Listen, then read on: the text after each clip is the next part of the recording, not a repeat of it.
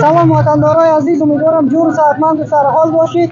ما امروز در ولسوالی آقچه شام آقچه قرار داریم که در اینجا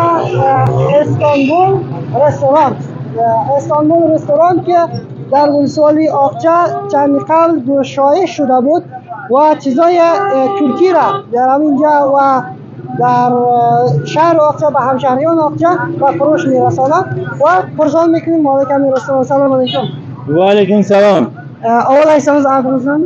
Adım Muhammed Azim. Muhammed Azim ağa, bu baralarda şu restoranınız barada biraz malumat versiniz. Bana şu zatları pişirilen restoranda kabulu var, lobya var, kebap var, kebap var, hiçbirimiz yok. Bana şu zatlar bana Türk nesiller, simut, kurmayı, paniri, simut.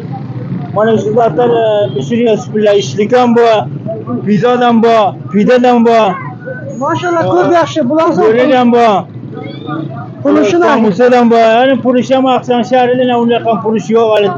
Taze şuru eden mi? Maşallah muvaffak olun. Bizler hem İnşallah. gördük ki şu Türkiye narsalarınızı gördük. Sağladık ki şu orada sizden bir müsaimal var. Bana var.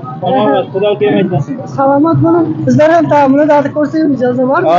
Ne şey bana hizmetinize emmesi. Selamat olun. Kancı mı kıymeti? Kıymeti 20 rupiya. Bir tanesi? Ova bir tanesi. Hemesinin bayı bir ya. Bir hemesinin bayı bir. Hemesinin bayı 20. 20 rupiya. Vatandaşlar eğer de Türkiye gızaları hem iyi indiysenizler ve kasaya ki taze Türkiye'den gelenler bu gızalara köprek aşinasılar ve köprekleriniz hem Siriya tarafından bu gızalara aşina. Eğer de hatmen tamamında da indiysenizler İstanbul restoranda sarılırlar dostlar. Sizlere hizmetinizde Akçaoğlu suallarında Türkiye gızalar hatmen yakından iyi tamamında görünür. Bizler hem görürüz dostlar. Selamet olunlar. Elbette anvay gızalar, gızahay vatani hem şöyle tatlılarken bizlerin bernamelerimizi hem unutmayınlar dostlar. Sada Şifra'nın her dönemde desteği sizler bilen ve Türkiye gızaları hem Akçaoğlu suallarından noşcan edebilirsinizler.